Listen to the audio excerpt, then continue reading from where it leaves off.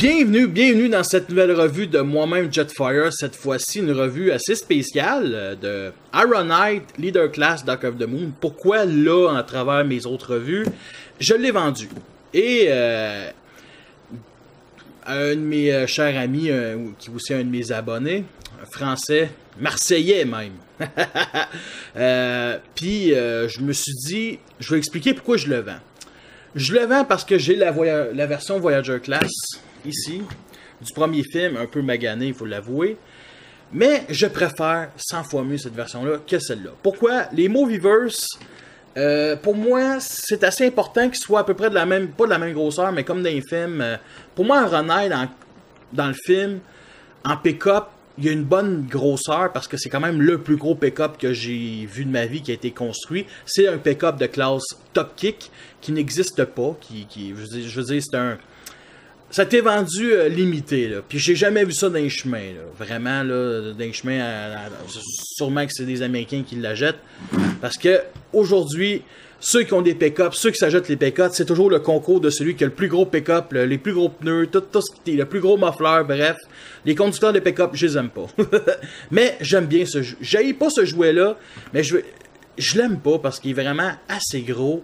Puis il est fait simple. La version Voyager, comme je viens de montrer, je la trouve mieux, bien entendu. Mais là, je me répète. Fait que, c'est écrit 4x4 ici. Ici, les pipes gris plastique foncé. On a une belle fenêtre transparente. GMC écrit ici. C'est écrit Rad Dab Armor. Road Armor, excusez-moi. Parce que je pensais que le D, c'était le B, finalement, c'était un O. Road Armor. Et je suis assez d'accord avec ça. Vu d'en dessous, malheureusement, le jouet, le robot n'est pas bien caché. C'est même d'une nullité. Ça, c'est le torse, le visage, les jambes repliées. Puis c'est vraiment l'undercarriage, parce que habituellement, l'undercarriage, on parle d'un jet. Mais là, c'est vraiment, il n'y a rien. C'est vraiment mis trop voyant. Comparé à la version Voyager encore, qui a juste les bras qui dépassent, puis qu'on peut mettre les canons du premier film ici, que je n'ai plus malheureusement. Mais vous avez compris, mais en tout cas, c'est pas sa revue à lui. Je vais faire une revue un jour de lui, bien entendu. Fait qu'on a un pick-up qui est quand même assez gros, assez massif. On a, bien entendu, des phares transparents. Ici, c'est des phares peints, rouges avec des lignes argentées. Symbole Autobo ici qu'on voit mal, vu que c'est juste, on va dire, la sculpté. C'est pas le fameux symbole rouge comme classique, on va dire. Fait que, bien entendu, ce que j'aime avec ce jouet-là, il y a un mode, pas Steel Force, mais un mode d'attaque. En tirant les pipes, on lève un canon, le canon droit, et l'autre, le canon gauche. Ce canon-là, c'est bien entendu un de ces canons des deux premiers films. Et ça, c'est un nouveau canon. Et voici une petite comparaison avec la version, justement, encore Ironhide du premier film, avec les canons du deuxième. Le mode attaque, on va dire. L'avantage, c'est que lui, il faut mettre les canons. Le désavantage, lui, il faut mettre les canons. Lui, les canons sont déjà dans le véhicule. Fait que c'est assez simple. Puis bien entendu, on peut retracter les pipes pour remettre ça droit. Mention spéciale aussi aux petites pièces bleues transparentes ici. Tu sais, il y a quand même... comment je pourrais dire? Il est pas... C'est pas mauvais, là. Il est vraiment cool. Tu sais, c'est du leader class. Tu payes 60$, tu payes assez cher pour de la qualité. Puis celui-là, Dark of the Moon avait reçu un peu moins de qualité, surtout dans les Deluxe. Les Voyagers étaient rapetissés. Les leaders, c'était correct. Les leaders, ça n'avait pas rapetissé, ça n'avait pas grossi. C'était correct. Mais par contre, je prends un exemple, Sentinel Prime, vu que c'est mon seul autre leader de Dark of the Moon, la transformation reste quand même géniale, mais lui, c'était vraiment fait simple. Fait que, en pesant ce petit piton ici, on entend un son qui malheureusement est très peu fort, très peu fort. Voici Iron Man à côté d'Optimus Prime, Busted Prime, Sentinel. Bien entendu, Ironhide, Ratchet, Jazz et Bumblebee. Maintenant, passons à la transformation. Et je dirais qu'il y a déjà un point négatif. Puis ça, je pense, c'est mon exemplaire. On va commencer par détacher cette partie-là ici, malheureusement, c'est cette partie-là qui doit s'attacher et ça ne suit pas. Fait que cette partie-là est supposée bien se tenir, mais justement, c'est mauvais. C'est de la crise de marde, ok? Pourtant, il n'y a pas de vis, il n'y a pas de trou pour mettre des vis. Fait que cette partie-là, la vitre, on va la mettre de côté pour l'instant parce qu'elle va me déranger pendant la transformation. Fait que là, on va commencer par ce qui est le plus simple. Les bras. Non, mais les bras ici, on doit les détacher. Il y a toute cette partie-là ici qui doit se mettre comme ça. Et fait que là, on va former le bras. On déplie ça, on replie ça vers l'intérieur. Vous voyez ici le petit peg, l'assez gros peg, là, ça se met ici, comme ça, pour former les bras. Bien entendu, l'autre bord ne fait pas exception. Remettre ça comme ça,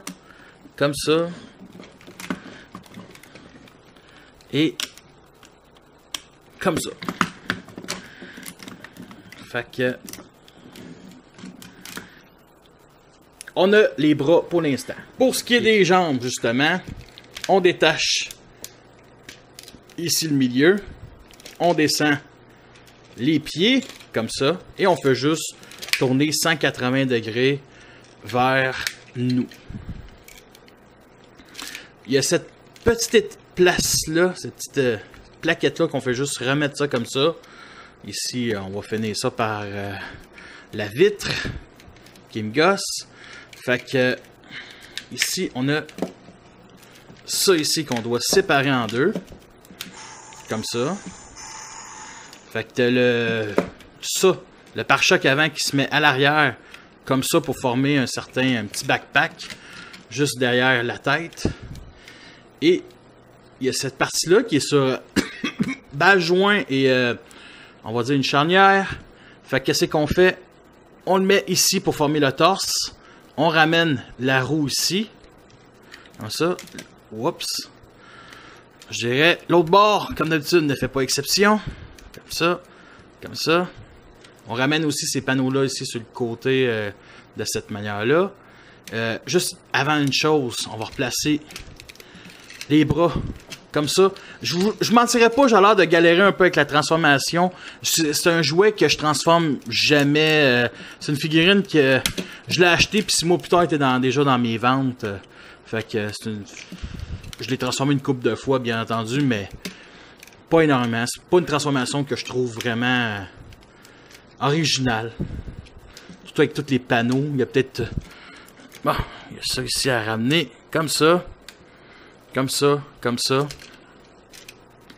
Et il y a ici, d'ailleurs, bien entendu, la fameuse vitre.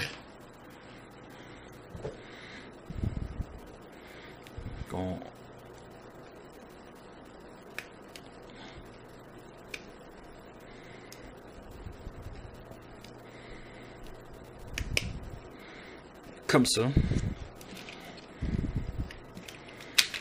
Bon. Là, le petit peg ici doit se mettre dans le trou. Là, on va laisser faire pour le plugger. C'est bien trop compliqué. Et on ramène le backpack ici. Et nous avons notre Ironhide qui penche un peu trop vers l'avant. En mode robot. Et il est assez badass. Fait que le voici avec la clique des Autobots du film de 2007. Fait que le voici avec le Voyager Class du premier film. Et Sentinel Prime Leader Class. Ce qu'on en remarque immédiatement comparé au film, c'est sa paire de jeans bleus. Ok? C'est sûrement du Levi.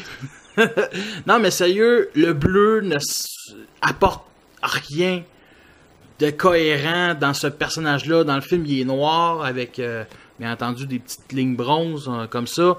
Mais le bleu, c'est juste laid. C'est juste ça que j'ai à dire, le bleu. Par contre, c'est du leader class. Fait que les détails, en veux-tu, en voilà. Il y en a beaucoup, beaucoup. Ici, des motifs. C'est quand même le personnage de Ironhide qui est badass là, dans les films. Les pieds, tellement de détails ici. Il y a des pièces argentées. Les pattes, c'est ce qui ressemble vraiment. Comme ça.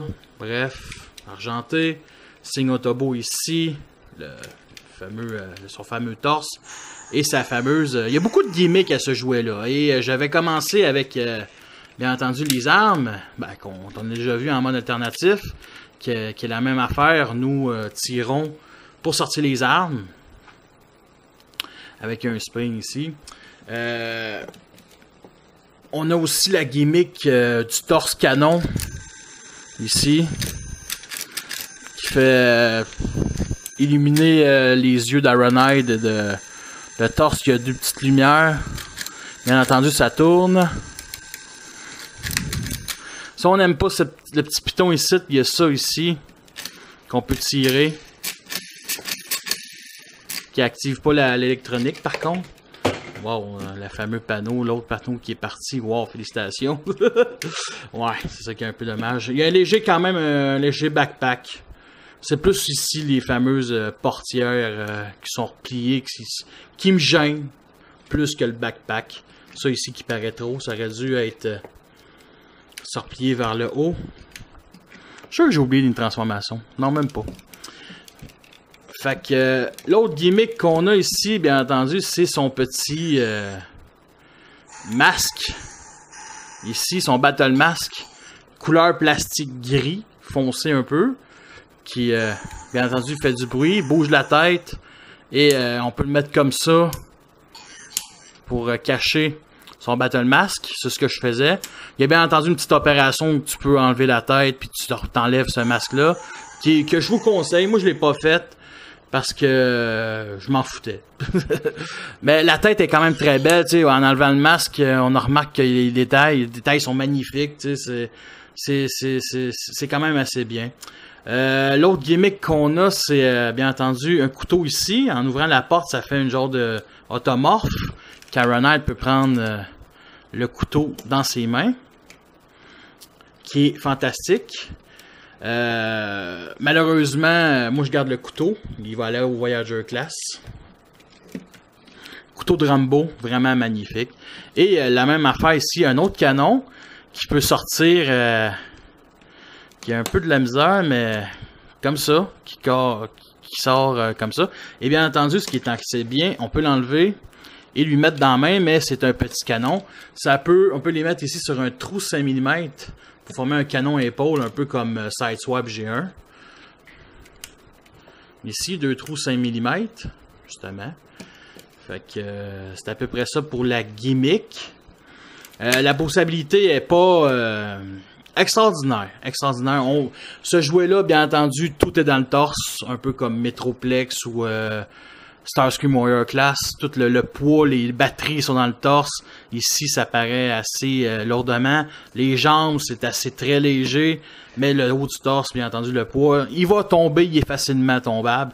Là, j'ai les mis en position posabilité pour qu'ils tiennent. Parce qu'il y a quand même des gros talons. Ça, c'est quand même un bon point. Il y a des gros talons. Il y a des gros pieds, excusez. Fait que c'est assez bien. Côté articulation, bien entendu, on a la tête qui bouge comme ça, qui est très limitée. Sa fameuse phrase. Sur les bras ici, il faut montrer comme du monde. Puis là, ça sort. Attendez un instant. Bon, parfait. Ici, une articulation. Une articulation ici qui peut 360 degrés. Qui est sur... pas sur ratchet joint, mais assez solide. Pivot ici au coude, comme ça. Articulation justement au coude, comme ça. Et les mains, absolument rien. Malheureusement, c'est du Leader Class. Et on n'a rien ses mains. Je trouve ça un peu dommage. Ça me rappelle un peu Jetfire Generation Leader Class. Sur la fourche, absolument rien. Ratchet joint ici sur les jambes. Ici, ça peut tourner 60 degrés. Ça... articulation comme ça sur les genoux, un peu dommage. Et les pieds peuvent reculer, avancer comme ça, mais en avançant de même, c'est une étape de transformation. Et justement, les orteils peuvent s'articuler, c'est quand même le fun. C'est une petite affaire de plus, mais c'est rien de vraiment, je dirais, c'est ça. Fait qu'écoutez, c'était la revue de Dark of the Moon Ironhide. C'est pas mon préféré, Ironhide. Je l'ai acheté au coût de 40$ à l'époque. Je dis pas que je le regrette, mais c'est une figurine que j'ai jamais trippé. J'ai vu beaucoup de reviewers qui disaient « Ah, c'est un des meilleurs Ironhide, nanana ». Moi, non, vraiment pas. C'est sûr que si tu améliores, si tu rajoutes de la peinture ici, ça aide. Puis c'est sûr qu'il existe un autre kit aussi pour ajouter des canons comme on a dans les 2 premiers films. Fait que, écoutez, c'était ma revue Dark of the Moon Ironhide. Fait que, sur ça, je vous laisse et à la prochaine.